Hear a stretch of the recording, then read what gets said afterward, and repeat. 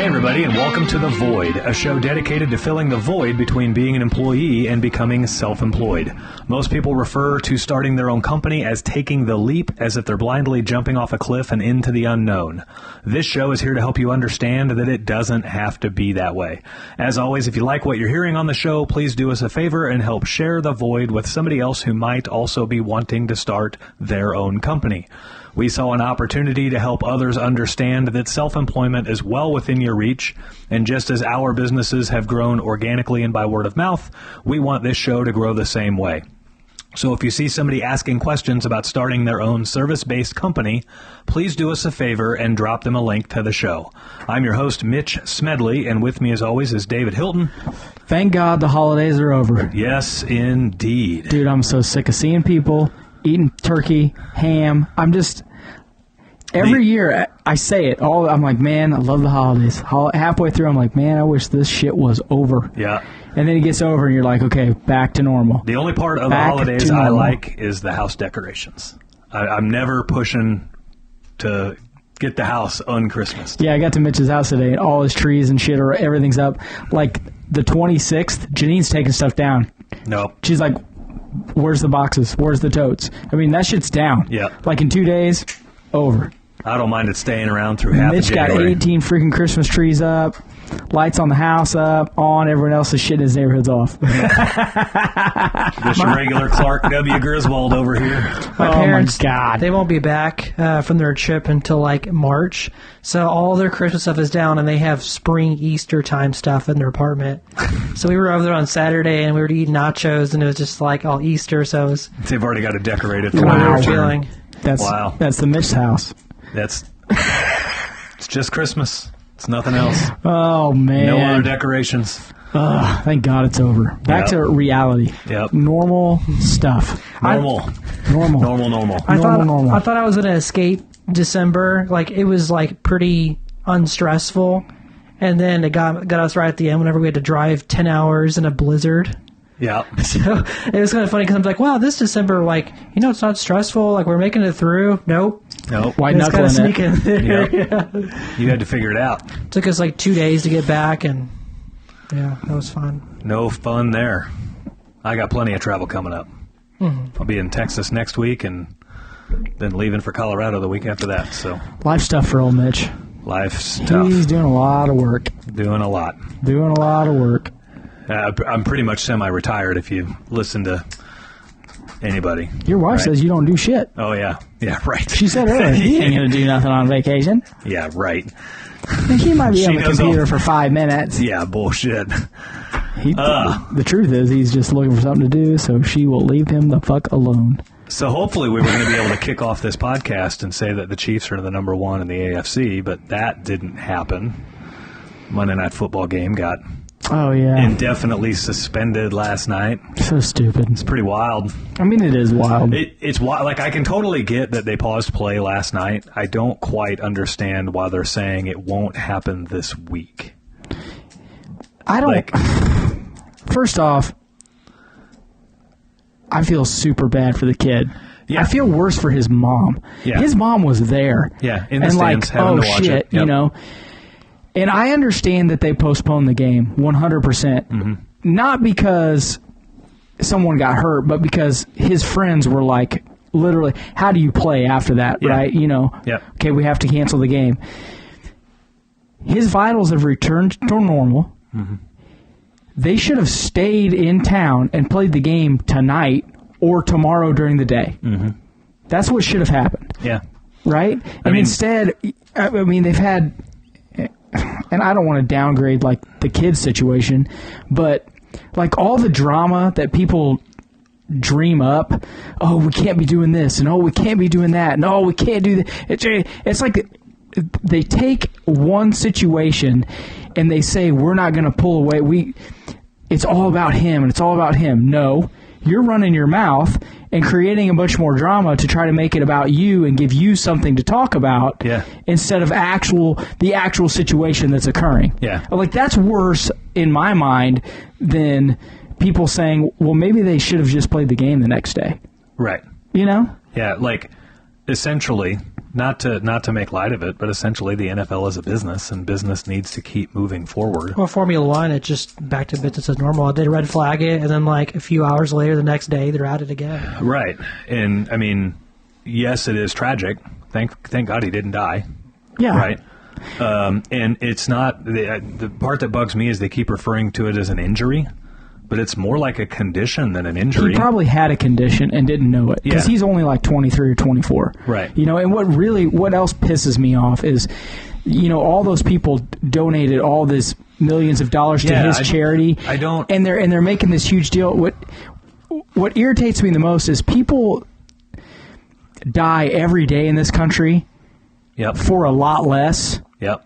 That aren't a part of the elite. Yeah. You know, society. Like there was a couple of years ago, the kid got buried alive. I don't want to say the plumbing company's name, in Grain Valley. It was either Grain Valley or Oak Grove, right down the road from us. That kid literally got buried alive in a sewer ditch as a plumber. Probably about the same age as that NFL player. Killed him. Yeah. And he was doing more dangerous work for a lot less money. Mm-hmm.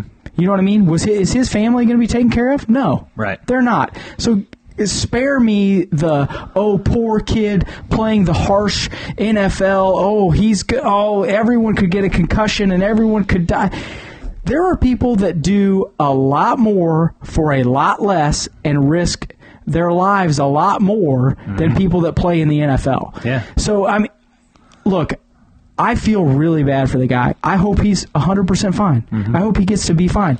But spare me the pity, crybaby crap of if you play in the NFL, you're a saint because you're doing it for entertainment value and you could get hurt. Yeah, no shit. I don't quite understand his charity raised like $2.5 million overnight and all this stuff. And I mean, don't get me wrong, it's cool. Again, I'm a charitable person myself, all that stuff. However, no part in my brain said because he got hurt on the field, I should give his charity money. Like, it's hard to say that in like a nice way. You know what I mean? But like, there's just a connection there that I'm not seeing. I don't see why. Well, for one.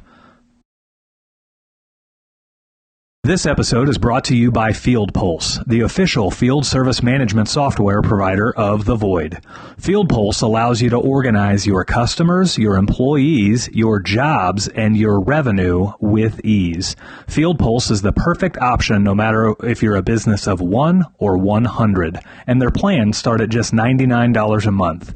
Check out the link to Field Pulse in the description of this show. I even made a Facebook post about it this morning. Ken Block also died yesterday. Yeah. And the driver, right? Yeah, he was the Hoonigan guy. Yeah, you didn't hear hardly anything about that, did you? Well, the news of that didn't drop until after the incident occurred on the field, and then you were watching the incident on the field and then learning about Ken Block at the exact same moments. Mm-hmm. But so you're like scrolling through social media, and literally every other post is about an NFL player or Ken Block. And it's really wild because 99.999% of those people posting have never once met either one of them. Yeah. And now they're changing the profile pictures to memorialize them, or they're posting pictures of them and all of this kind of stuff. And it's just wild how a person's arbitrary popularity can change the social behaviors of masses and masses of people in one day. Yeah, it's because people are stupid and a person is smart. You know, it's like when they get in this group, they just become inflamed from each other. Yeah. And they just do things that they normally wouldn't do. Look, when I die, no one is going to be posting on social media all over the country that, David Hilton died today, in a car wreck, or at 85 years old, or at 100 years. Right. The world, you know what? The next day, the world's going to go on, and it's just that's just reality. Right. The world people die every day, and they're not a giant social media. No one knew, outside of Buffalo and people that are really into the NFL, no one knew who that guy was. Right, and I even mentioned that in my post. You got these people that have never known of that guy ever before, but because they were watching the game and because that untimely medical emergency happened on live TV right in front of them, it all of a sudden created a connection that took over their own social media page. And not only took over their own social media page, but now they become like a Monday morning quarterback. Oh yeah, themselves.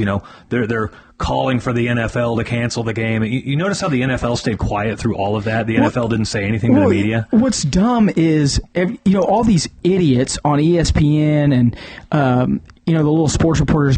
How can you not have canceled this game? Blah blah blah. Listen to me. I'm a look. It has to go through channels. Yeah. The NFL is one of the biggest industries on the planet. They have to go by their P's. Yeah. There may have been the top two people been like, well, we've got to cancel the game, so start the process. Yeah. And then the process, guess what? It probably took 40 minutes. It takes a minute. And people are like, the NFL's so dumb. No, you're dumb. Yeah. And and then you see all the people hijacking, again, their own social media posts and saying, like, I saw one post and I quickly scrolled on because I didn't want to be fed this with the algorithms.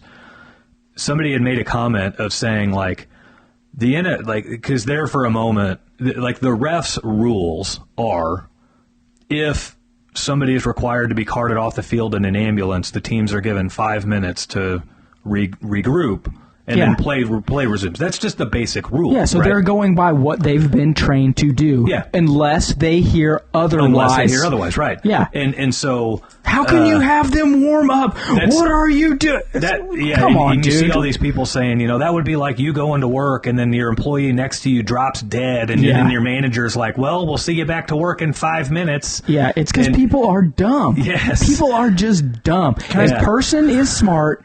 People are stupid. And when they get together, their shit shuts down. Yeah. I don't understand what it is. I think some of it is they're trying to use their own social media they're trying to take advantage of that opportunity to inflate their status in a way. If I have the best post, it'll get shared, it'll get liked, it'll get reacted. It's their own dopamine response they're looking for. Yeah, like if I say his name and I act like I knew who he was before 30 minutes ago, others around me will like me because of that. And again, I'm not. We can't say this enough. We're not downgrading what happened. It sucks that it happened. Awful. But it's an interesting social experiment to watch the nation's reaction on social media because of it. It's just wild. It's crazy. Also, too, I've noticed like post-COVID, there's this sort of like philosophy that's like risen up of like, if someone doesn't agree with something, it's just stop it. Like, if you don't want to go to work, just don't go on strike. It's cancel culture. Yeah. It's another version of cancel culture. It's cancel culture, except it's like bleeding out to be like... Yeah, it's everything. And it's going to stop right now. Yeah, we think the game should be over, it should be over right now. Yeah. Mm-hmm. How come Roger Goodell didn't jump out of an airplane with a parachute, pull it, come onto the field and say, the game is over? Like, people are just so dumb. People don't realize that things, especially like in the institutions at NFL, like it's a huge rolling machine that doesn't just like stop to a halt. Yeah, you have to have your processes in place, and it has to go through certain channels. And or Roger people Goodell get fired. Roger Goodell doesn't have all the answers. There's a whole board of directors there, and there's a whole chain of command. Yeah, that has to agree, and they have to come up to the right decision. They have to agree that what they're talking about is the right decision, and then they have to disseminate that information amongst the ranks. That shit takes time. Well, he should be at the game, at every game. Yeah. Well, first off, that can't happen. It's so dumb. Mm-hmm. First off, he was probably having a 5-star dinner in Las Vegas, getting ready to go to the craps table, probably wasn't even watching the stupid-ass game. I don't know how many billions of dollars a year the NFL generates. It's a lot. It's a lot, right? It's a lot of money. The easy way to summarize this whole topic is you're watching people who have a hard time managing $40,000 or $50,000 a year. Yeah. Judge somebody who's having to manage an organization that does billions of dollars a year. Yeah. And they have a hard time solving $40,000 and $50,000 problems, and he's trying to solve billion-dollar problems. Yeah, it's just your opinion. That's why I hate social short. media. I think it should all be shut down. Also, all of it. I think it should all be turned the fuck off. Whenever you said the NFL was silent, what were you meaning by that? So the ESPN reporters, they weren't hearing anything from the NFL, and you could tell that they were getting really squirmy. Yeah, because they're sitting up there and didn't know what to say. Get them off the air. They're squirmy for two reasons. Well, he's black, and so they're just like, well, if we just keep on playing, it's a racist news title. Who's black? Little Damar, is that his name? Oh, yeah, but that has nothing to. Race isn't a part of this at all. What I'm saying is the NFL reporters were squeamish for two reasons. One is they don't go solo very well.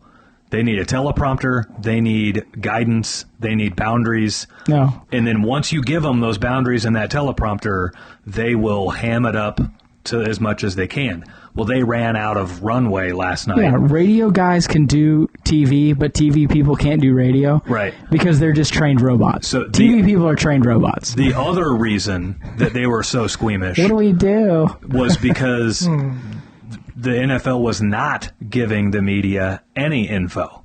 Yeah. And so they're panicked. The media is panicked and they're hating it because now they're in a no-win situation where they can either talk in circles about nothing or they can speculate. And anytime the media speculates, it always comes back to bite them in the ass, right? So they weren't wanting to speculate.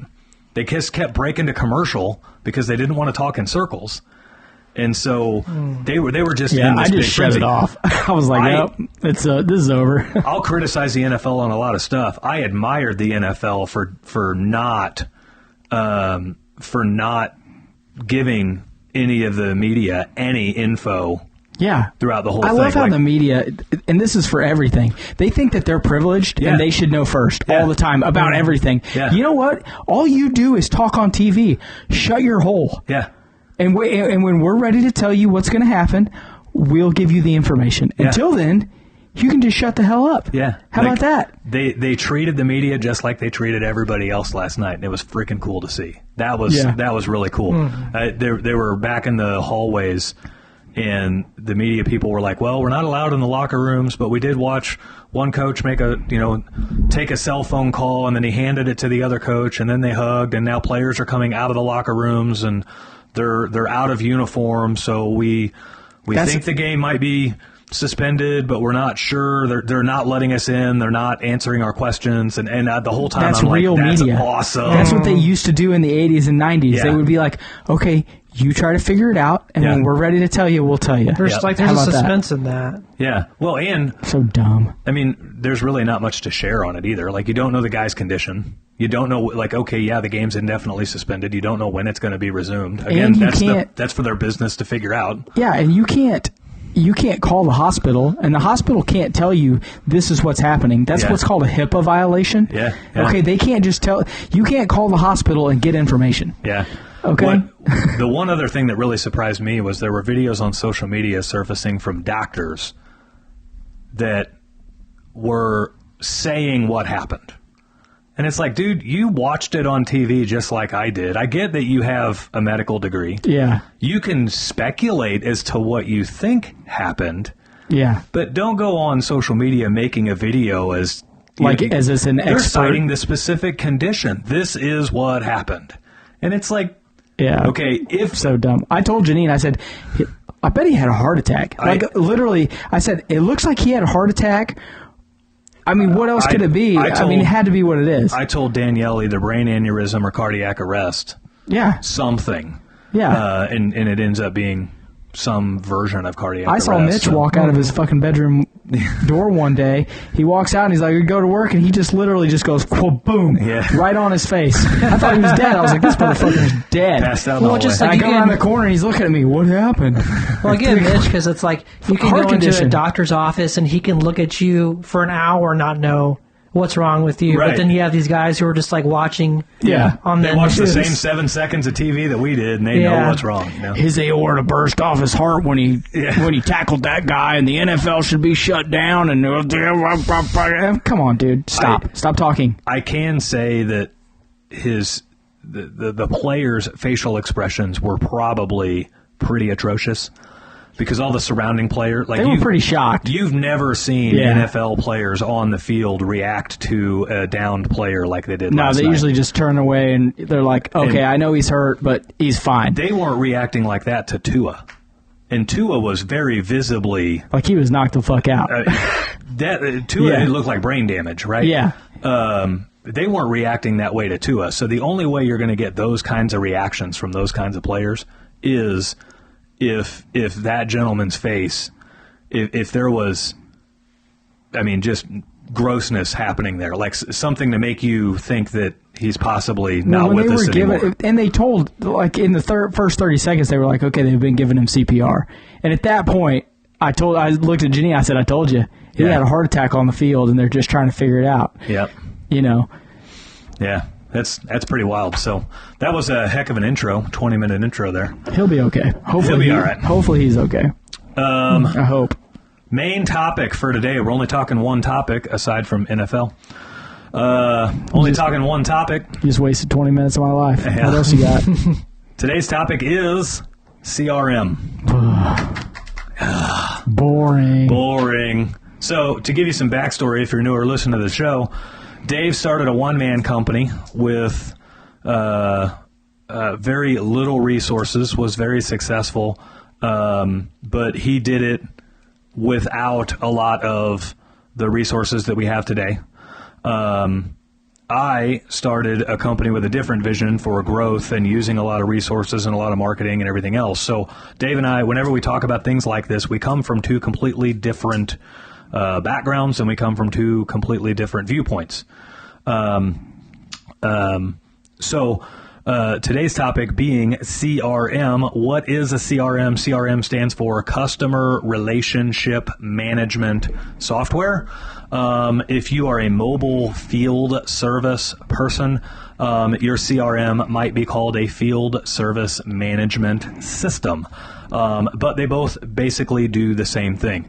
If you're a sales guy, like let's say you're in car sales, you have a CRM, it's static.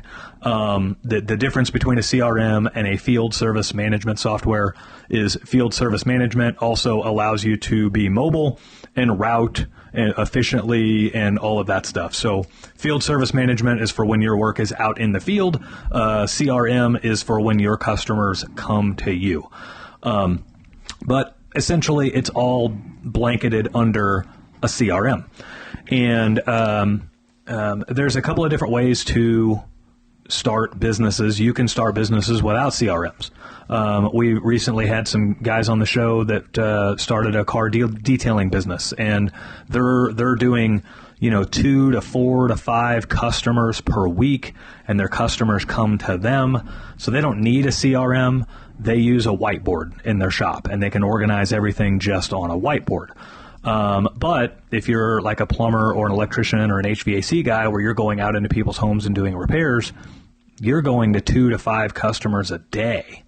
And so you need something in place to organize all of that data. You've got customer addresses, phone numbers, emails, all their particular data.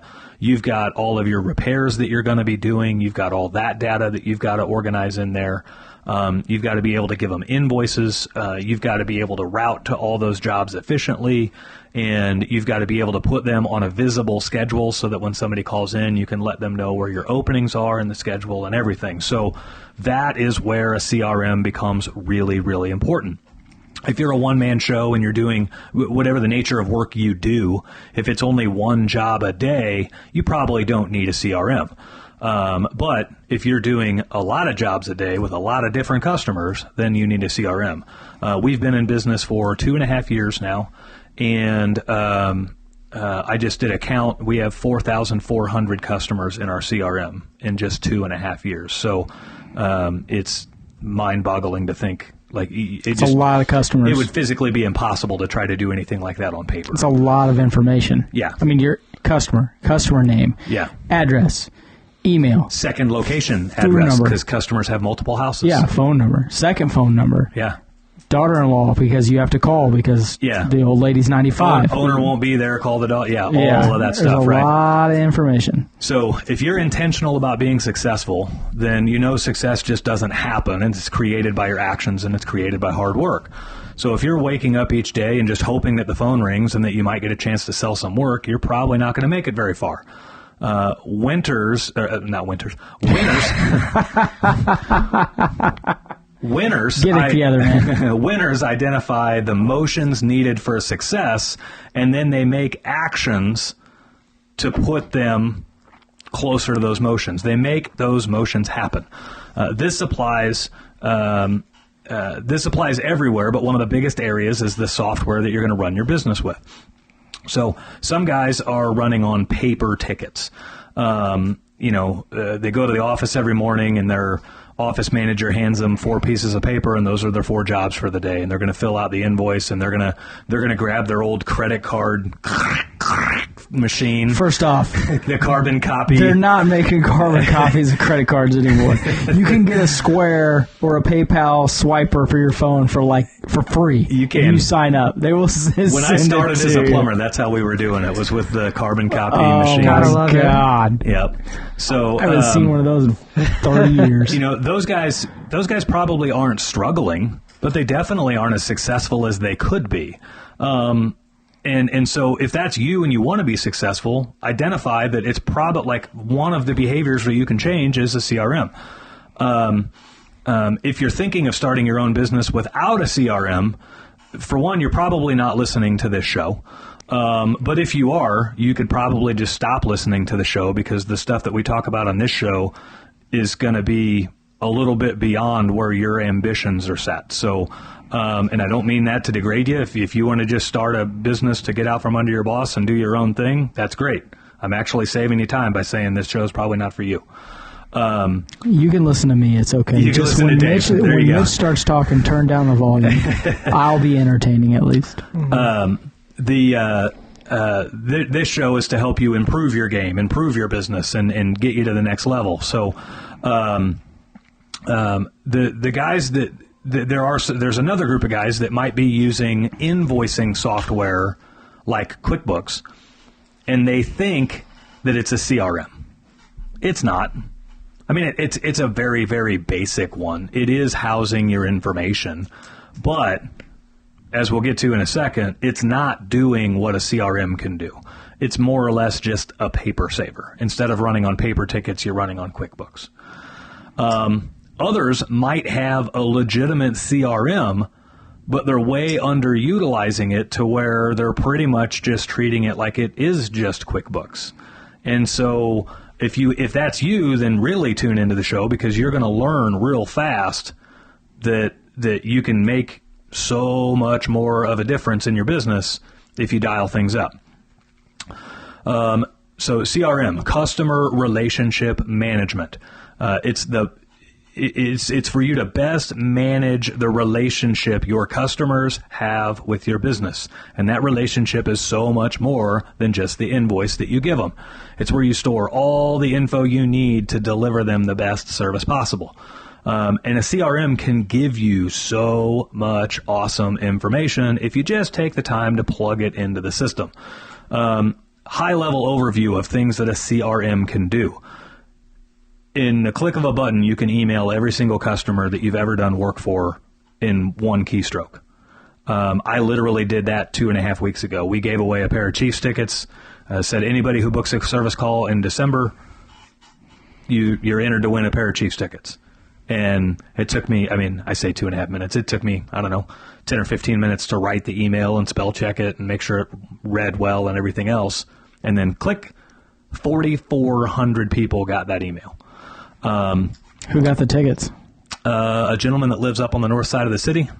Ironically, he's a sales guy. Of course he is. He had a lot of tickets already. Rigged. And so he was like, so the person that won, ironically enough, the person that won is the girl that makes these shirts for us and does a lot of stuff like that. She does all of our uniforms and everything else. But this was the Christmas Eve game that we were sending them. There were tickets to the Christmas Eve. Yeah, it was 3 degrees when I got there, and it was 8 degrees at kickoff. No thanks. So I'm out. She was didn't want to do the cold, and they had a family thing to go to. So I went to the next person down the line. But I've been to some cold games. So you can email awful. all your customers. You can pull reports on what types of jobs are doing well and what types of jobs aren't. You can run your inventory through your CRM. You can email your customers with specific equipment types or equipment ages. So you can, like, let's say you're a plumber. Every house you go to, you can go look at their water heater and you can plug it into the customer's information, and you can say it's a state water heater or Rheem water heater, and it's approximately, you would put the date that it was built. Or installed, right? So it was installed in 2000, or it was installed in 2010, or whatever. Your CRM will now categorize all that information, and then you can literally go to your CRM and say, group my customers with water heaters over 10 years old. And then you could email just those customers a special water heater promo. Yeah. Like those are the customers that are most likely to need a new water heater soon. So if you were running a promo, you would definitely want to email them. You would not want to email the customers that you just installed a water heater for. Yeah. Well, it really helps. Like a common sense thing is, so like heating and cooling contractors that enter like all the new equipment they put in. Obviously, they're going to enter that into their CRM. And then when if there's a recall, you can easily pull those numbers up and go click, enter. Yep. Instead of going through 8 file cabinets like I had to do, you could literally just be like, enter this, boom. You had 10 customers spit out, and instead of spending an hour and a half trying to gather all that information, you could do it in 5 minutes. Yeah. And we're just barely hitting the tip of the iceberg of what you can do. Yeah, with and inventory. CRMs. Like when you say inventory, you know, a lot of those guys, I don't know how you guys do it, but a lot of the heating and cooling guys, they will, if every, I'm just trying to think of a good example. Every truck has 5 capacitors on it, or 15, or whatever. When they use one, boop, boop, I use this. Right. Then your inventories are automatically tracked. Okay, he used this part. During the day, he used 5 capacitors. He used this circuit board. He used this. When you get back to the shop, big shops have a guy pulling parts. Yep. Or they have a guy that's just in charge of parts, that's ordering those parts that they don't keep on the shelf, so that the next day or 2 days from now or whatever, when those come in, they can just restock the trucks. Yeah.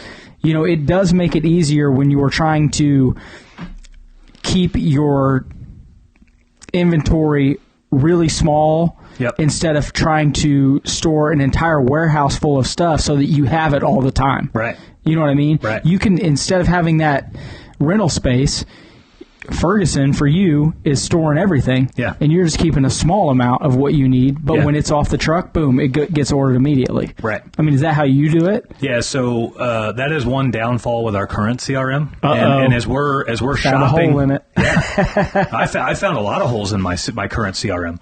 That's why we're shopping for a new one. So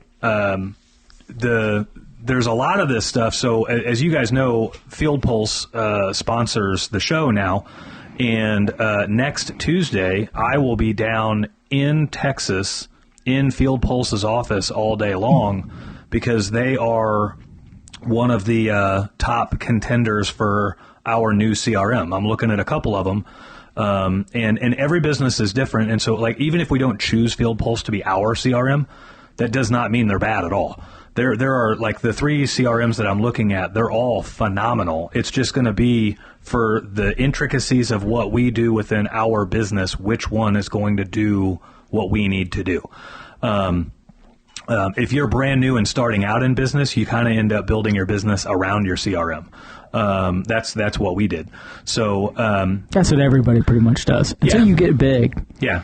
So how I want to get it done is I want the guys to be able to put all their material that they used on every individual job on that job, and then that will automatically generate a replenishment purchase order for that job.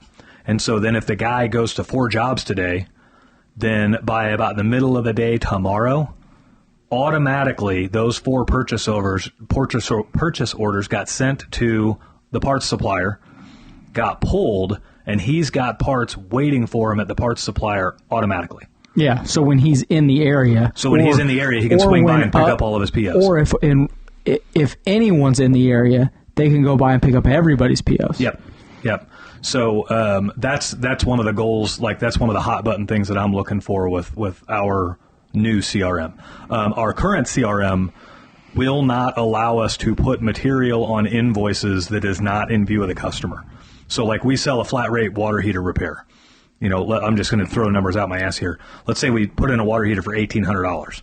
Well, if the guys go and write down, like, use on their invoice, they put down every piece of material they used, the customer sees that, and we don't want that. When you're flat rate, you don't want the customer seeing material. And so the current CRM we use does not have a way to turn that off. And so I'm hoping Field Pulse does, and I'll know that next week. But you can do even more. Like, one of the things that we do is you can identify where the call source came from, and CRMs might call it. So they might call it call origination or call source or lead source or whatever the case may be. But when a customer calls us up, one of the questions that we ask them in our script for when we're filling out their stuff is we'll say, "How did you hear about us?" And we've got a group of call sources. And the most common ones that are used, I'm going to pull it up here. The most common ones that we use are Better Business Bureau, Facebook ads, Facebook referrals, Google, Nextdoor, and word of mouth. We have some others, but they don't get used much, so we're probably just going to turn them off. And so literally just over the weekend, I pulled some reports to learn the changes about where our calls come from, where the customers come from that call our phones. And I noticed a trend coming, like, nearing the end of the third quarter of last year, of 22. Google was representing like 24% of our calls, but they were representing like 25% of our revenue. And any time that your revenue percentage would be higher than your like the call percentage, that means that those are slightly better calls. So 24% of our jobs were from Google, but yet Google was responsible for 25% of the revenue, and we're doing some pretty decent revenue, so that's a big number. I'm like, hey, that's notable. If the revenue is more than the calls, we need to be getting more Google customers. Those are good calls. We need to be getting more Google customers. And so, using the data that I pulled from my CRM, I was able to invest in Google leads, like doing things like pay-per-click and getting part of their Google Guaranteed program and all of that kind of stuff, right? Well, Q4 alone, so just the last 3 months of the year, Google represented 38% of our calls. So it went from 24 to 38. It represented 43% of our income. So from 25 to 43. That's a huge number. Huge increase. And that's data that I would never have known had I not been so diligent about putting information in the CRM and then using the CRM to pull those reports and tell us all that stuff. That same exact type of information tells us which lead sources to pull away from. So, for instance, Better Business Bureau. Yeah. We don't advertise on the Better Business Bureau, but because we're a Better Business Bureau member, there's from their site, like, they can click a message thing that will automatically email us, like a service request. And so we get those from time to time, or we'll get people that whenever we ask them where they heard about us, they'll say they found us on the Better Business Bureau website. And so those get coded as Better Business Bureau, right? So same exact report. In Q4, we got 2 jobs from the BBB, okay? And I'm willing to bet that that resulted in 0% of our calls. It's less than 1% of our total jobs, right? And I'm willing to bet that's about the same for everybody. So, side note, don't waste your time advertising on the Better Business Bureau. It's a waste. Like it's a dead. If you're an in-home service business, it's not a bad idea to be a part of the Better Business Bureau. It's a nice thing to be accredited and all. Like, it's nice to have that kind of branding, but definitely don't waste your money on advertising. It's a dying entity. Yeah. Like in the 80s Google's and surpassing the Better Business Bureau. 90s and early 2000s, I mean, you were like, that was the thing. Yeah. We're part of the Better Business. But now people realize it's kind of like when Angie's List was huge. Yeah. And then they realized, and I'm not comparing the two, I'm just using it as an example. Then they realized, people were paying to be on Angie's List. Right. And she was getting kickbacks, and all this other, all these things were happening, and now what happened? Yep. Now it's a whole nother thing. Yeah. Now it's Angie's. Yep. Because people can see through the bullshit. Yep. So 2% of our jobs came from the Better Business Bureau.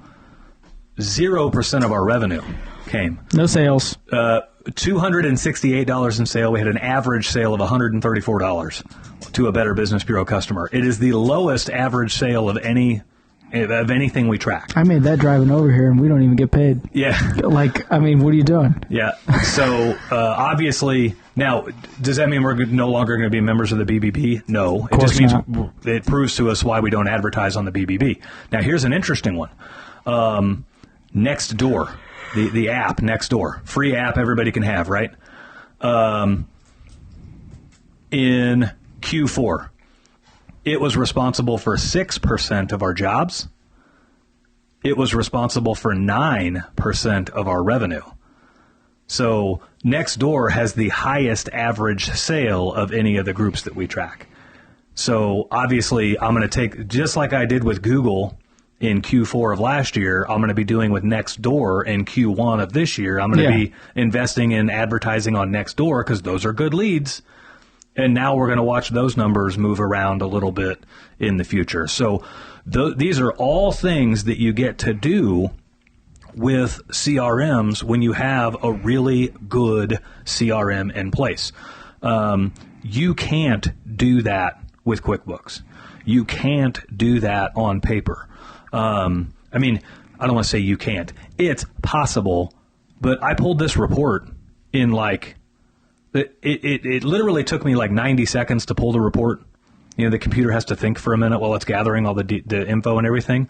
And then it probably took me another 10 minutes to plug it into an Excel spreadsheet to see the numbers how I wanted to see them. The report would export to Excel if you wanted it to, but to get the numbers how I want to see them and compare and contrast from one quarter to another took me another few minutes. But so here within 30 minutes, I now knew exactly how effective my marketing stuff was over the last couple of months and where I need to push over the next couple of months. And that's one of those things, too, we've talked about before. If you're at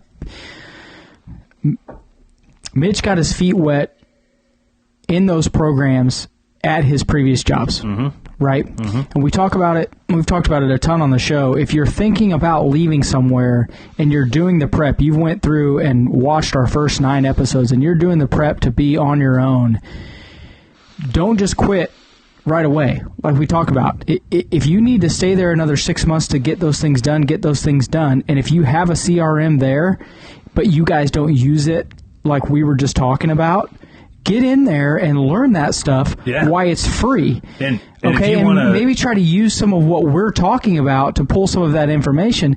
Maybe try to take notes down. Maybe try to export some of that stuff to your own computer if it'll allow you to do that. I'm not saying steal from your employer, but I'm saying if you can make notes of how their CRM works and things that you like about it, use that time. We've talked about it a ton. Use that time that you're stuck there to help you in the future. And then when you do go to get your own CRM, and let's say you don't get it right away, and you just are using QuickBooks or Peachtree or whatever, and you're making your own Excel spreadsheet. Look, you can do a lot with Excel spreadsheets. You can do a lot of what basic CRM software does. And say you're doing that because you don't want to pay for it until you have a real grasp of how you're going to use it. But then you have all those notes and that stuff to call back on to say, okay, now look, this is what I want to go with now. I know what I'm going to do with it. So our current CRM, and I don't have a problem telling everybody what our CRM is.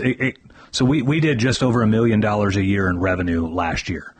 And so our current CRM got us to that level. It's obviously not a slouch. The current CRM that we use at this moment is Service Fusion. And it runs me, I want to say it runs me about $250 a month. And we've had it since day one. We signed our agreement with them like 2 weeks before we opened our doors. And I can remember sitting in my living room where my wife was making calls on the computer and sending them to my tablet. And I was like mock running the call. And then I would get done with it and complete it and send it back to her. And she would check it and see how it was working. We were learning how everything worked, right? We had a CRM in place from day one. The reason why? Data. I wanted customer number one in our CRM. I wanted data from every customer we've ever serviced since day one that we opened. Because the easiest customer to market to is the customer that you've already made happy. You go get a brand new customer and you have to spend all this time building their trust and gaining their trust and that you know what you're saying and that you know what you're doing.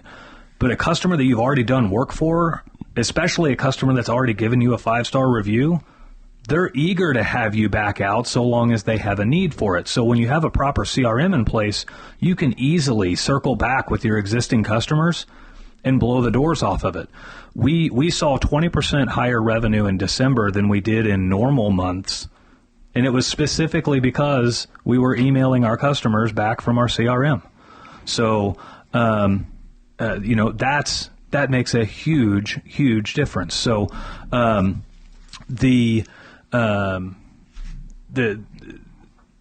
hopes that I have, I'm really hopeful that Field Pulse ends up working out for us really well. The cool thing is, whether it works out for us in our business or not, Field Pulse starts at $99 a month. So there's not anybody out there that's looking at starting their own business that can't afford $99 a month to manage all of that data for you. It's cloud-based. You don't have to have a giant server. It'll work on a phone, a tablet, a computer, like any of them or all of them. Yeah. Like for $100 a month, you can manage all of your customers' information. Like that's worth its weight in gold. So now that handles like one user, and then the more users you have, the price does go up. So and I will say for the size of our company, for us to only be spending about $250 a month on a CRM, that's super cheap. It is insanely cheap, and we're seeing it. Like that's the bottlenecks that we have. At the size we are, the CRM is not doing things that we need it to do. And at that point, the cost of the CRM doesn't matter. It's costing me money to not have these other functions, so that's why we have to change. But it is what it is. That's part of growing and everything else. I knew that we would not be with Service Fusion forever, but it was a good starter CRM at the time. And at the time we started our company, I was unaware of Field Pulse. So. And we talk about it a lot. When you start out, you're not going to be there forever, and it's okay to change. Yeah. You know what I mean? Yeah. Start with something you can afford, something that's easy to use. If you grow out of it, and I'm not talking about CRM, I'm talking about anything. Accountants, your bank, employees, whatever. Right. Start with something that's cheap, affordable, and that is going to work. And then if you do grow out of it, like Mitch said, he had that one for 2.5 years. Right. Right. And we could keep going with it. It's just you're driving into the dark with it. Well, at the size you are. Right. Right. I'm trying to make sure I hit all the points that I wanted to talk about here. I'm just waiting for it to crash. Overload it. No. Yeah, I think I think we've hit about everything with this one. So that's my notes. Yeah, guys, if you saw, this was a little bit of a different style of a show. This was a tactical show. This was giving you like physical, actionable things that you can go and do and benefit from. A lot of our shows are kind of on the mentality side of things or the mindset side of things and all of that stuff. This one was like tangible data and tangible things that you can do. So we're asking for some feedback on this show. If you liked this show, we have an email. It's askmitch@mitchsmedley.com. So if you liked this show, if you hated this show or whatever, do us a favor, send us an email at that email and let us know. There's not we're pretty thick-skinned. There's not anything you're going to do that's going to hurt our feelings. But tell us. Shit. Tell us. Yeah, that ain't happening. Dave, you suck. Yeah. Okay. We know that. Get on the list. Get on the list. You're like 275. He sucks the chrome off a trailer hitch. That's what he sucks. So, speaking of which, one of my guys got stuck in the mud today. I had to go pull him out with my pickup truck. Of course he did. Yeah. Of course he did. Now, in all fairness, I would have gotten stuck here too. Luscious green grass that did not look soft. It didn't look anything. Stop. Luscious green grass. It rained 1.5 inches yesterday. Yeah, still. We're hiring winners over there at Smedley Plumbing. You took one look at this you think and that's soft? Nah, it's fine. You Boy, never would have known. Doing? So yeah, that was interesting. But the whole purpose of this show is to give you guys information you're looking for. So do us a favor and give us the feedback. Ask Mitch at mitchsmedley.com. We would love your feedback. We also have a Facebook page. It's called at Podcast The Void. If you search that up, you'll find it. You can also, comment to us on there and everything else. So I think that's going to be it for this week, guys. Until next time, we will see you later. Love you guys. Peace.